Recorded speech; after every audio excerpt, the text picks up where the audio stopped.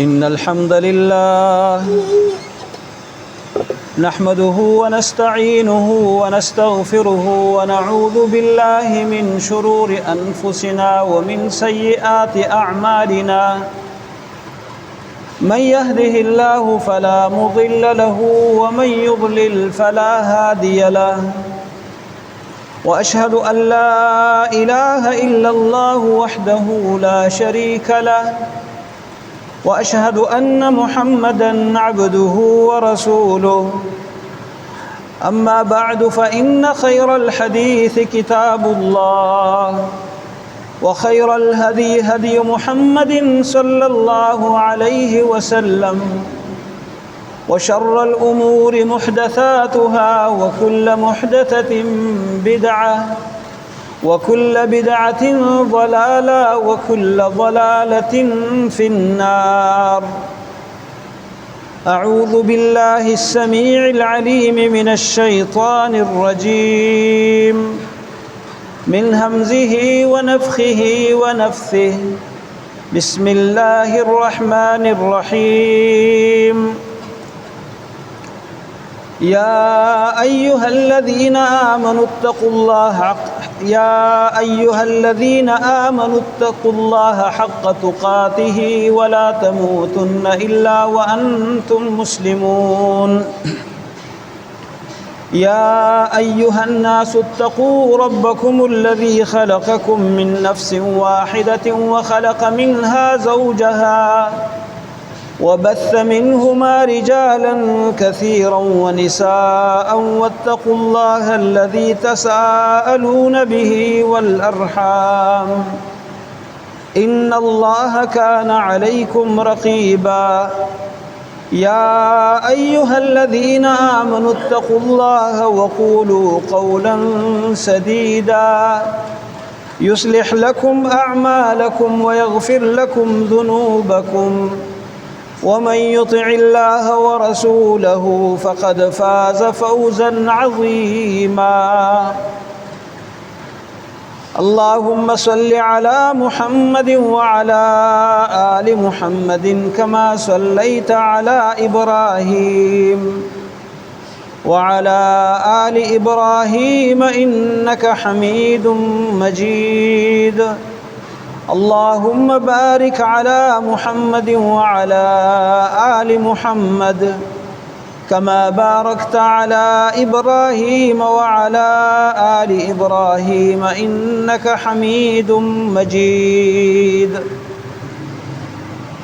الله لا إله إلا هو الحي القيوم لا تأخذه سنة ولا نوم له ما في السماوات وما في الأرض من ذا الذي يشفع عنده إلا بإذنه يعلم ما بين أيديهم وما خلفهم ولا يحيطون بشيء من علمه إلا بما شاء وسع كرسيه السماوات والأرض ولا يؤوده حفظهما وهو العلي العظيم.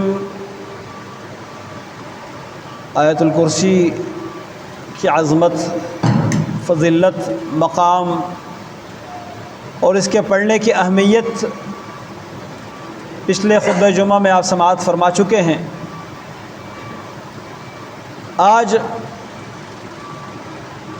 اس آیت کے متعلق یہ عرض کریں گے کہ اس کو اتنی بڑی اہمیت کیوں حاصل ہے، جس کو اللہ کے نبی صلی اللہ علیہ وسلم اعظم آیت فی کتاب اللہ کی کتاب میں سب سے زیادہ عظمت والی آیت، جس کو کچھ احادیث میں اسم اعظم کا نام دیتے ہیں اللہ کے رسول صلی اللہ علیہ وسلم، ایسی آیت کہ شام کے وقت پڑھنے والے کو صبح تک اللہ رب العالمین سیکیورٹی گارڈ فراہم کرتا ہے، یعنی فرشتے اس کے تحفظ کے لیے، اس کی حفاظت کے لیے اللہ مقرر کرتا ہے، اور رات بھر شیطان اس کے قریب نہیں آ سکتا.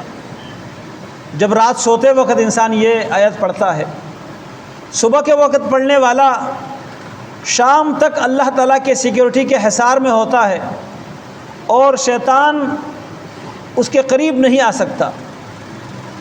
فرض نماز کے بعد پڑھنے والا، اس کے اور جنت کے درمیان صرف اس کی موت رکاوٹ رہتی ہے۔ تو اتنے جو فضائل بیان کیے گئے ہیں، اتنی اس کی اہمیت بتائی گئی ہے، اس میں آخر وجہ کیا ہے؟ تو ایک تو وجہ یہ ہے کہ اللہ کے نبی صلی اللہ علیہ وسلم کی بتائی ہوئی بات وجہ معلوم نہ بھی ہو تو تب بھی سچی ہے، یقینی ہے، اور 100% سے زیادہ اس پر مومن کو یقین اور ایمان رکھنا چاہیے۔ لیکن بظاہر دیکھا جائے تو اس آیات کے اندر جس ذات کا تعارف کروایا گیا ہے، جس ذات کی پہچان کروائی گئی ہے، وہ ذات سب سے عالی شان، سب سے بلند و بالا اور سب سے عظیم ذات ہے، جو اللہ وحدہ لا شریک کی ذات ہے۔ اس سورت کو، اس آیات کو پڑھتے ہوئے ہمیں اس کے معنی پر بھی غور کرنا چاہیے، اس کے مضامین کو بھی اپنے ذہن میں لانے چاہیے اور اس کے تقاضوں کو بھی پورا کرنا چاہیے۔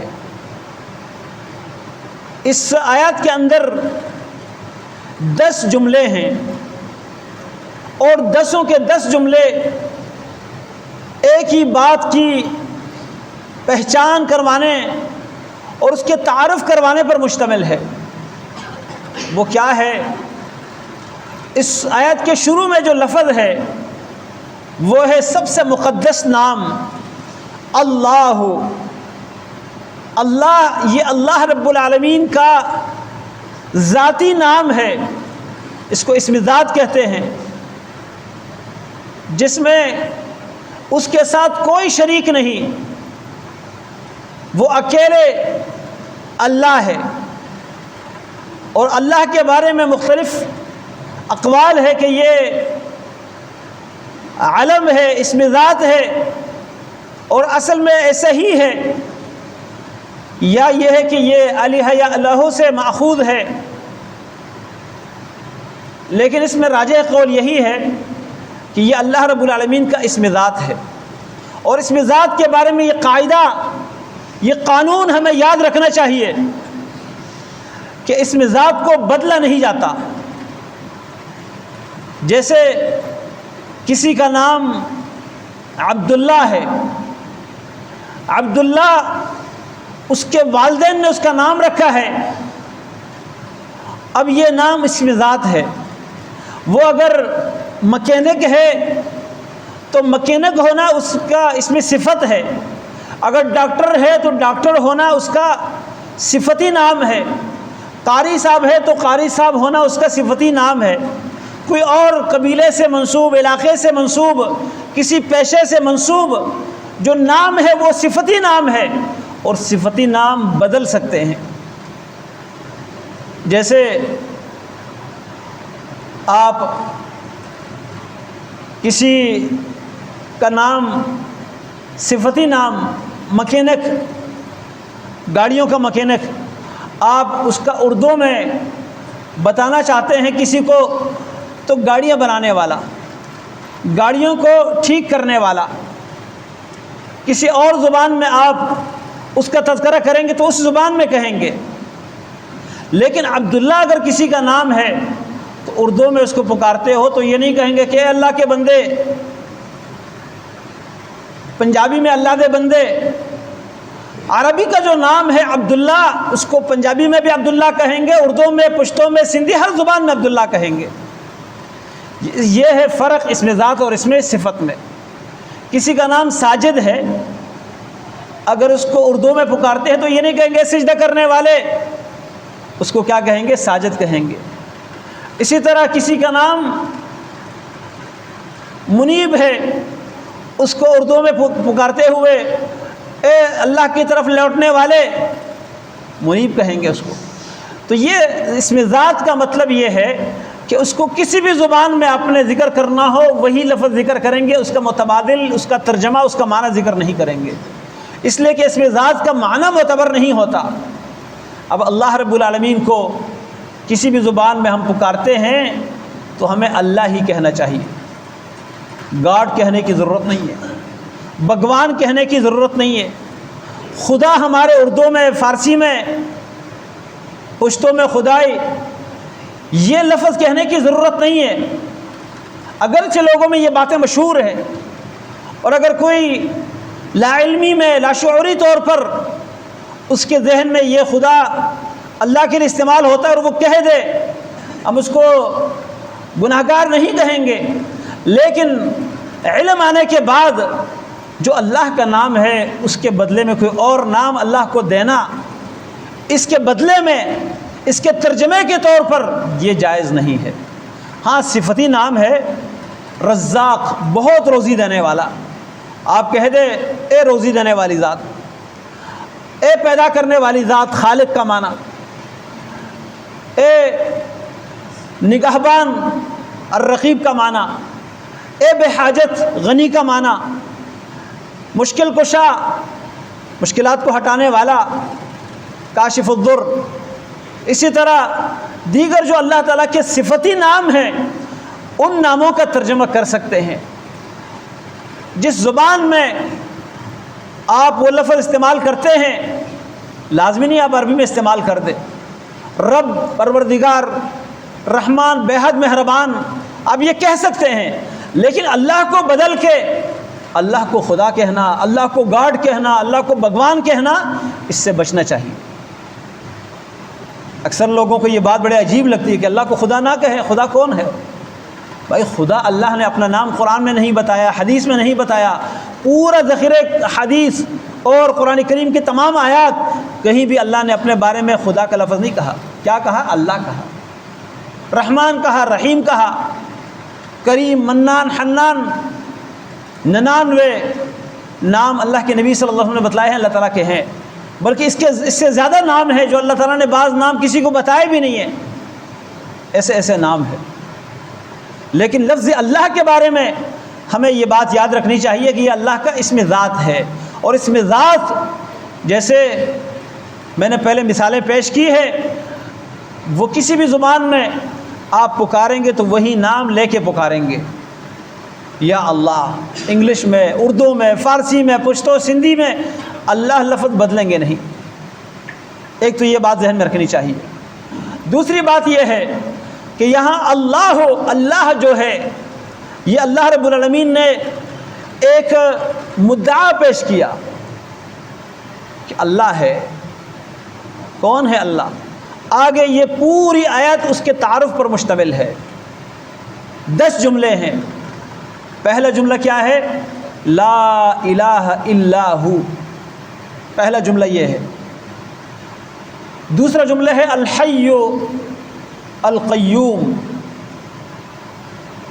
تیسرا ہے لا تأخذہ سنۃ ولا نوم۔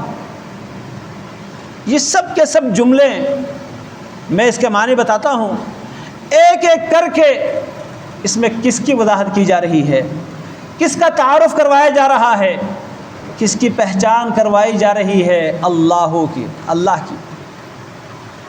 اور جو آیت اللہ کے تعارف پر مشتمل ہو وہ آیت عظمت والی کیوں نہیں ہوگی؟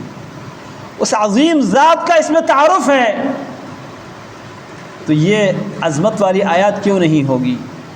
اس کا جو اتنا بڑا مقام ہے اس کی وجہ یہ ہے کہ یہ اللہ تعالیٰ کا تعارف ہے۔ تو ہم پہلے یہ جملے گنواتے ہیں اور ان کا معنی کرتے ہیں، اس کے بعد انشاءاللہ اللہ نے موقع دیا، زندگی دی، تو ایک ایک جملے کی تفصیلی وضاحت کریں گے اور اس کے تقاضوں کو بیان کریں گے اور اپنے عقیدے میں وہ تقاضے لائیں گے کہ اللہ رب العالمین نے اپنا تعارف ایسا نہیں کروایا، اپنے بندوں کو یہ سمجھانا چاہتا کہ مجھے پہچانو، مجھے اس طریقے سے جان لو اور میرے اوپر اس طریقے سے ایمان رکھو۔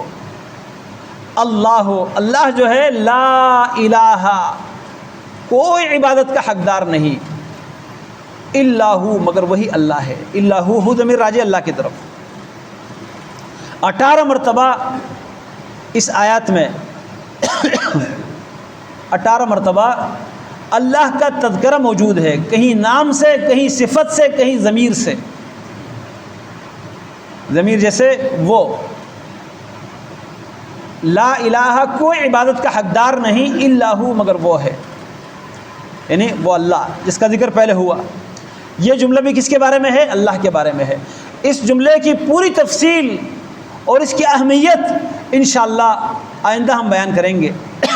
دوسرا جملہ ہے الحی القیوم، وہ ہمیشہ سے ہمیشہ کے لیے زندہ ہے، ہمیشہ سے ہمیشہ کے لیے، مطلب یہ ہے کہ ایسا کوئی وقت نہیں آیا جس میں اللہ نہیں تھا، ہمیشہ سے ہے اور ہمیشہ رہے گا، اور زندہ، اس کو موت نہیں آتی۔ اس کی وضاحت انشاءاللہ آگے کرتے جائیں گے، لیکن اللہ کی صفت اس میں کیا بیان ہوئی؟ اس کا تعارف دوسرے جملے میں الحی القیوم، وہ حی ہے، ہمیشہ سے ہمیشہ کے لیے زندہ ہے۔ القیوم اس کے دو معنی ہیں۔ قیوم کا معنی نگرانی کرنے والا، نگرانی کرنے والا، پوری کائنات اس کی نگرانی کے تحت چلتی ہے، کوئی چیز اس کی نظروں سے غائب نہیں ہے۔ انشاءاللہ اس کی تفصیل آگے بیان کریں گے۔ اور قیوم کا دوسرا معنی وہ کائنات کو کھڑا کرنے والا، قائم رکھنے والا۔ تیسرا جملہ ہے لا تأخذہ سنۃ ولا نوم، نہیں آتی اس کو اونگ اور نہ نیند، نہیں آتی اس کو اونگ۔ اونگ جب نیند آ جاتی ہے، گہری نیند سے پہلے سونے کی وجہ سے، نیند کی وجہ سے جو جھٹکا لگتا ہے انسان کو، اس کو اونگ کہتے ہیں۔ اللہ رب العالمین کو اونگ نہیں آتی اور نہ ہی اس کو نیند آتی ہے۔ اس کی آگے وضاحت کریں گے انشاءاللہ، اور اس کے کیا تقاضے ہیں، اللہ نے اپنے بارے میں یہ کیوں کہا۔ تو اس کے بعد فرمایا، تیسرا جملہ ہو گیا لا تأخذہ سنۃ ولا نوم۔ اگلا جملہ ہے لہو ما فی السماوات و ما فی الارض، اسی کا ہے جو کچھ آسمانوں میں ہے اور جو کچھ زمین میں ہے۔ یہ چوتھا جملہ ہے، اس میں اللہ کا تعارف ہے کہ کون ہے اللہ، جس کے اختیار میں ہے جو کچھ آسمانوں اور جو کچھ زمین میں ہے۔ لہو ما فی السماوات و ما فی الارض۔ اگلے جملے میں 5ویں نمبر پر من ذا الذی یشفع عندہ الا باذنہ، کون ہے جو اس کے سامنے سفارش کرے اس کی اجازت کے بغیر۔ 5ویں جملے میں اللہ نے تعارف یہ کروایا کہ اس کے ہاں کوئی اس کی اجازت کے بغیر سفارش نہیں کر سکتا۔ اور یہ بھی ایک پورا عقیدہ ہے، انشاءاللہ آپ کے سامنے بیان کروں گا، عقیدے کے اصول ہیں۔ من ذا الذی یشفع عندہ الا باذنہ۔ چھٹا جملہ ہے یعلم ما فی السماوات و ما فی الارض، یعلم ما بین ایدیہم وما خلفہم۔ من ذا الذی یشفع عندہ الا باذنہ یعلم ما فی السماوات وما فی الارض۔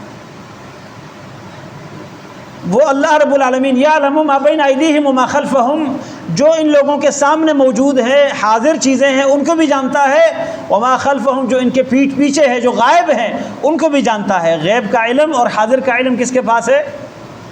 اللہ کے پاس ہے۔ یہ 7واں جملہ۔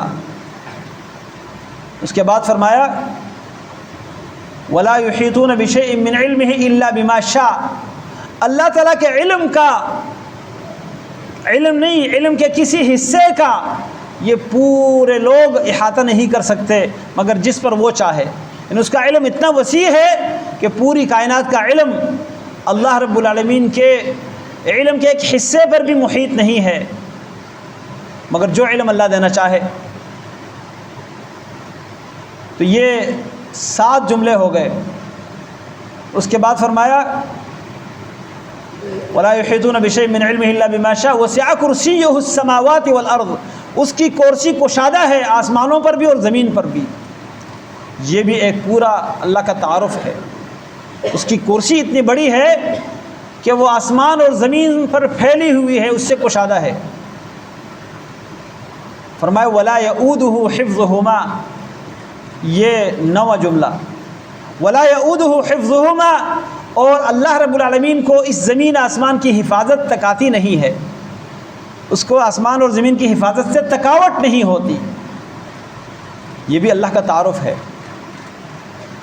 وَهُوَ الْعَلِيُّ الْعَظِيمُ، اور وہ بہت بلند اور بہت عظمت والا رب ہے۔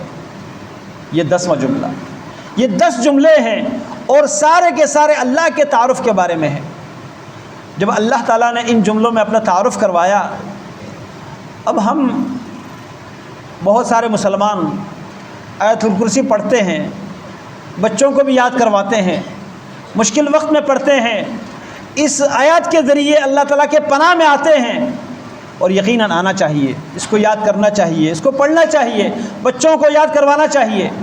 لیکن یہ بات یاد رکھیے کہ جب تک ہمارا ایمان اس آیات پر نہ ہو، ہمارا عقیدہ اس آیات کے مطابق نہ ہو، تو ہم زبان سے اس کو پڑھیں، اس کے پڑھنے کا اصل مقصد ہمیں حاصل نہیں ہوگا۔ یہ ایمان ہے، یہ عقیدہ ہے، یہ اللہ کا تعارف ہے، اللہ کی پہچان ہے، اور یہ توحید کی بنیاد ہے۔ لہذا ہم سب جس طرح اس کے الفاظ یاد کرتے ہیں، اس کے الفاظ کے معنی بھی ہمیں سمجھ لینے چاہیے۔ اس کے ایک ایک جملے میں اللہ نے اپنا ایسا تعارف کروایا ہے جس سے اللہ کی صحیح پہچان ہو سکتی ہے۔ اگر کوئی اپنے رب کو پہچاننا چاہتا ہے، اپنے رب کے سامنے اس طرح جھکنا چاہتا ہے جس طرح اس کے سامنے جھکنے کا حق ہے، وہ اس آیات کے ایک ایک جملے کو سمجھے۔ ضروری ہے یا نہیں ہے اس کا سمجھنا؟ بہت ضروری ہے۔ انشاءاللہ آئندہ جمعے ہم اس کی وضاحت کریں گے کہ اس میں ان تمام جملوں میں جو کچھ اللہ نے بیان کیا، اپنی زندگی میں، اپنے اعمال میں، اپنے عقیدے میں، ہم ان جملوں میں سے کس کس جملے کی مخالفت کرتے ہیں اور کس کس جملے کی جو ہم اس کے مطابق عقیدہ رکھتے ہیں، موافقت کرتے ہیں، اس کے تقاضوں کو پورا کرتے ہیں، کہاں تک ہم اس آیات کو مانتے ہیں اپنے عمل اور کردار سے، اور کہاں تک ہم اس آیات کے مخالفت میں چلتے ہیں۔ انشاءاللہ یہ آئندہ جمعے ہم بیان کریں گے، لیکن ضروری یہ ہے کہ یہ ساری باتیں ہمیں سننا نصیب ہو، اور سننے کے لیے ہم ٹائم پر آئے، ورنہ لیٹ آنے والے جمعے کی نماز ان کی ہو جائے گی، بہت بڑی آیات کے علم سے محروم رہیں گے۔ اور یہ آیت بڑی کیوں ہے؟ اللہ کے نبی صلی اللہ علیہ وسلم نے اس کو اعظم آیت فی کتاب اللہ کہا، کتاب اللہ میں سب سے زیادہ عظمت والی آیت، کیونکہ اس میں عظیم ذات کا تعارف ہے، اس میں رب العالمین کی پہچان ہے، اور جو اس آیات کا مطلب نہ سمجھے وہ پھر ادھر ادھر بھٹکتے ہیں، اس لیے کہ ان کو رب کی پہچان نہیں ہوتی، وہ رب کے صفات کسی اور میں تلاش کرتے ہیں، رب کے حقوق کسی اور کو دیتے ہیں، رب العالمین کا جو مقام ہے وہ اللہ کے مخلوق کو دے دیتے ہیں، اس لیے کہ اللہ کا صحیح تعارف ان کو نہیں ہوا ہوتا۔ تو ہمیں اس آیات کو خصوصی طور پر غور سے سننا اور سمجھنا ہے، اور اس کے تقاضوں کو پورا کرنا ہے۔ اللہ رب العالمین مجھے اور آپ کو قرآن کریم کی یہ آیات اور دیگر تمام آیات صحیح معنوں میں پڑھنے، الفاظ سیکھنے اور یاد کرنے، اور یاد کر کے ان کے تقاضوں کو پورا کرنے کی توفیق عطا فرمائے۔ اقول قولی ھذا واستغفر اللہ لی ولکم ولسائر المسلمین۔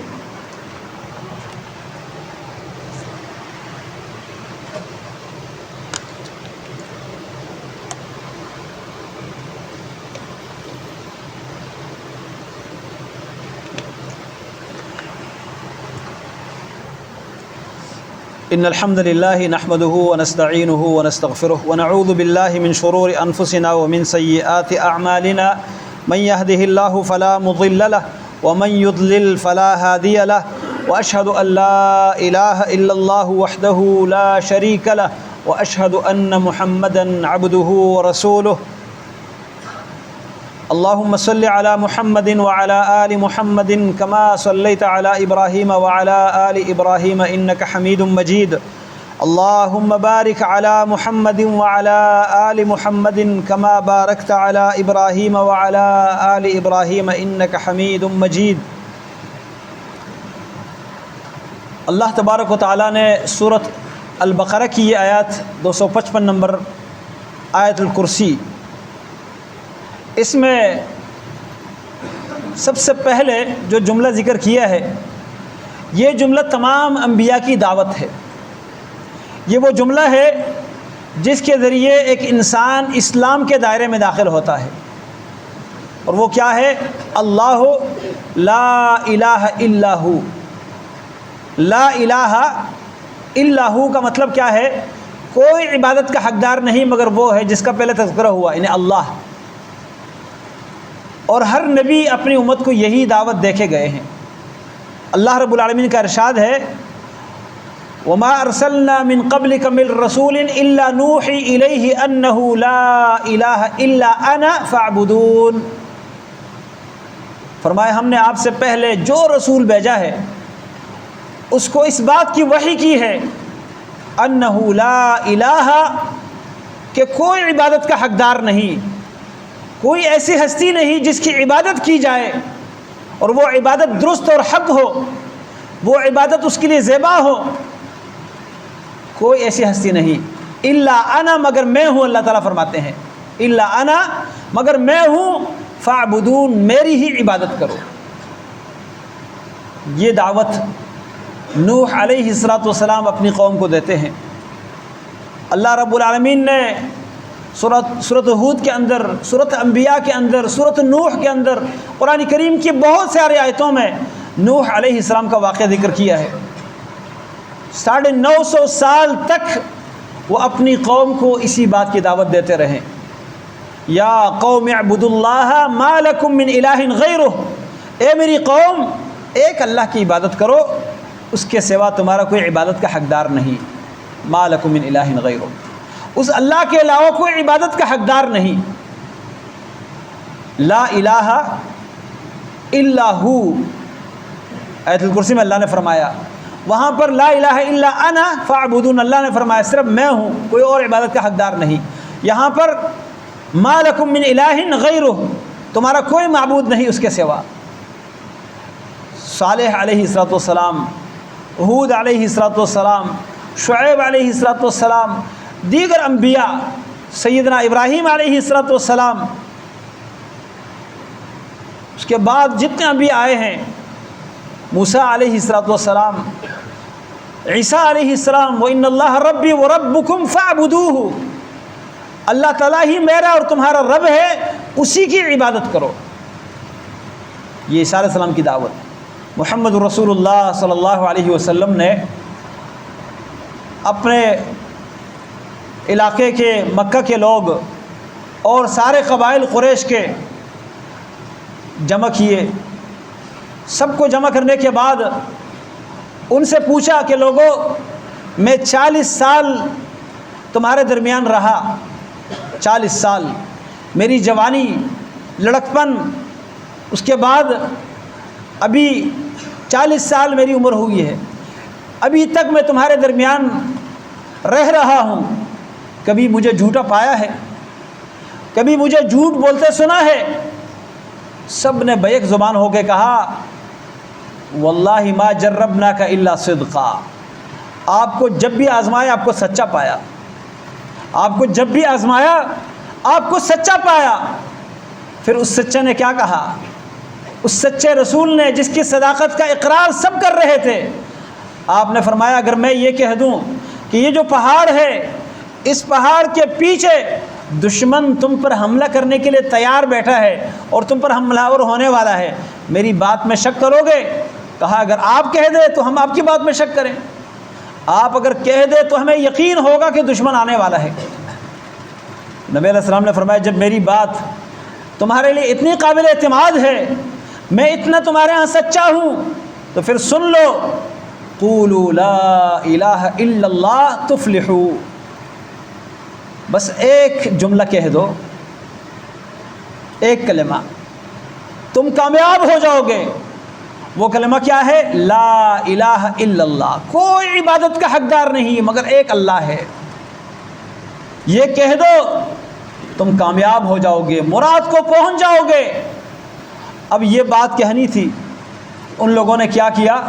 وہ لوگ جو آپ کی پیدائش پر خوش ہو کر لونڈیوں کو آزاد کرانے والے، ابو لہب، اس کے علاوہ آپ کے رشتہ دار، مکہ کے سردار، آپ کے مخالف بن گئے۔ ابو لہب نے تو اسی مجلس میں کہا، کہنے لگا تبا لک یا محمد، अलहाज़ा जमाअतना साइर अल-यौम। उस लानती अबू लहब ने कहा कि मोहम्मद आपके लिए तबाही बर्बादी हो, आपने इसी मकसद के लिए हमें जमा किया था। अल्लाह रब्बुल आलमीन को ये लफ्ज़ इतना नागवार गुज़रा, अल्लाह ने आयत उतारी कि मोहम्मद अलैहिस्सलातु वस्सलाम नहीं बल्कि कौन, तब्बत यदा अबी लहब व तब, अबू लहब के दोनों हाथ तबाह बर्बाद हो जाए और ये पूरा तबाह बर्बाद हो जाए। अबू लहब तबाही का हकदार तो ये है, और मोहम्मद रसूलुल्लाह सल्लल्लाहु अलैहि वसल्लम जिस बात की दावत देते हैं ये तबाही से बचने वाली बात है, ला इलाहा इल्लल्लाह। अब वो ला इलाहा इल्लल्लाह क्यों नहीं कहते थे, इस पे हमें ज़रा गौर करना है कि क्या वो ला इलाहा इल्लल्लाह कहना उनके लिए मुश्किल था? वो तो अरब लोग थे, इस लफ्ज़ की अदायगी उनके लिए मुश्किल तो नहीं थी, क्यों नहीं कहते थे? इस बात पे हमने गौर करना है। इसलिए कि उनको इसका माना मालूम था, वो इसका मतलब जानते थे, इसके तकाज़ों को जानते थे। और आज हम में से बहुत सारे लोग ये कलमा पढ़ते हैं और काम वही करते हैं जो अबू लहब करता था, अबू जहल करता था और दीगर मक्का के मुशरिकीन करते थे, नूह अलैहिस्सलाम के कौम के मुशरिकीन जो काम करते थे। वजह क्या है? इसलिए कि ला इलाहा इल्लल्लाह का माना हम नहीं समझते। ला इलाहा इल्लल्लाह में इन तमाम नज़रियात का रद्द है। तो इंशाअल्लाह आइंदा खुतबा जुम्मा में इस ला इलाहा इल्लल्लाह का माना, मफ़हूम, इसकी अहमियत और इसका मर्तबा, इसकी क़द्र व मंज़िलत हम बयान करने की कोशिश करेंगे। लिहाजा सब ने टाइम पर आना है और ख़ुतबे के दौरान किसी से बातचीत करना, किसी और काम में मशगूल हो जाना, किसी और तरफ तवज्जो ले जाना, इन सारी चीज़ों से बचते हुए ख़ुतबा गौर से सुनना चाहिए ताकि कुछ हम ईमान अपना बढ़ा सके और ईमान की हकीकत को पहुँच सके। रब्बुल आलमीन के कलाम की ये अज़ीम सूरतुल बक़रा की ये अज़ीमुश्शान आयत ये हमें समझ आ सके। इंशाअल्लाह सब ने गौर से इसको सुनना है और सुनकर इसके मुताबिक अपना नज़रिया, ईमान, अक़ीदा बनाना है, क्योंकि सिर्फ़ अल्फाज पढ़ने का इतना फ़ायदा नहीं होगा जब तक हम इस पर ईमान न रखें। अल्लाह रब्बुल आलमीन हमें समझने और अमल करने की तौफ़ीक दे। हमारे कुछ भाइयों ने दुआओं की दरख्वास्त की है। एक भाई हमारे सेहत के हवाले से भी परेशान है, दीगर कारोबारी और मसाइल भी उनके हैं, उन्होंने दरख्वास्त की है। और भी कई लोग हैं जिन्होंने दरख्वास्त नहीं भी की है, कई लोग अस्पतालों में हैं, अपने घरों में हैं, और आजकल ये जो बीमारियां मुख्तलिफ़ किस्म के वायरल हैं, कई लोग इससे परेशान हैं, घरों में उनकी बीमारियां हैं, बच्चे, उनकी ख़वातीन, बाज़ जवान ख़ुद बीमार हैं। अल्लाह रब्बुल आलमीन से दुआ है, या अल्लाह तमाम बीमारों को शिफ़ा कामिला आजिला अता फ़रमा दे। अल्लाह जितने मुसलमान परेशान हाल हैं उनकी परेशानियाँ दूर फरमा दे। अल्लाह जितने भी ईमान वाले किसी भी जगह मज़लूम हैं उनकी मदद फरमा। अल्लाह जितने मुसलमान किसी भी लिहाज से परेशानी में मुब्तला है उनकी परेशानियाँ दूर फरमा। अल्लाह जो मक़रूज़ है उनके कर्ज़ की अदायगी के लिए अपने तरफ से इंतज़ाम फरमा। अल्लाह जो कारोबारी लिहाज से परेशान है उनके कारोबारों में बरकत अता फरमा। अल्लाह प्यारे नबी की सच्ची मोहब्बत हमें अता कर दे। आप सल्लल्लाहु अलैहि वसल्लम के लाए हुए दीन पर हमें अमल करने की तौफ़ीक दे। रसूलुल्लाह सल्लल्लाहु अलैहि वसल्लम के हाथ से हमें कौसर का पानी नसीब फरमा दे। अल्लाह हमें क़यामत के दिन आप सल्लल्लाहु अलैहि वसल्लम की सिफारिश नसीब कर दे। अल्लाह जो दुनिया से ईमान की हालत में जा चुके हैं अल्लाह सब की मग़फ़िरत फरमा दे। अल्लाह हमारे भी गुनाहों को माफ़ करके ईमान नसीब फरमा, मरने से पहले तौबा नसीब फरमा। अल्लाह तमाम परेशानियाँ हमारी दूर फरमा। अल्लाह सूडान के जो मुसलमान परेशानी के आलम में है या अल्लाह उनकी परेशानियाँ दूर कर दे। उन पर जुल्म करने वालों को अल्लाह नेस्त और नाबूद कर दे।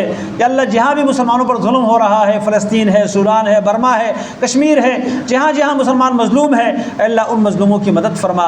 अल्लाह ज़ालिमों को अपने अंजाम तक पहुँचा दे। अल्लाह ज़ालिमों को अपने पकड़ में ले ले, गिरफ्त में ले ले। अल्लाह ज़ालिमों के जुल्म से मुसलमानों को नजात अता फरमा दे। रब्बना ज़लमना अनफुसना व इल्लम तग़फ़िर लना व तरहमना लनकुनन्ना मिनल ख़ासिरीन। रब्बना आतिना फ़िद दुनिया हसना व फ़िल आखिरति हसना व क़िना अज़ाबन नार। व सल्लल्लाहु तआला अला खैरि ख़ल्क़िही मुहम्मदिन व अला आलिही व अस्हाबिही अजमईन बिरहमतिका या अरहमर राहिमीन।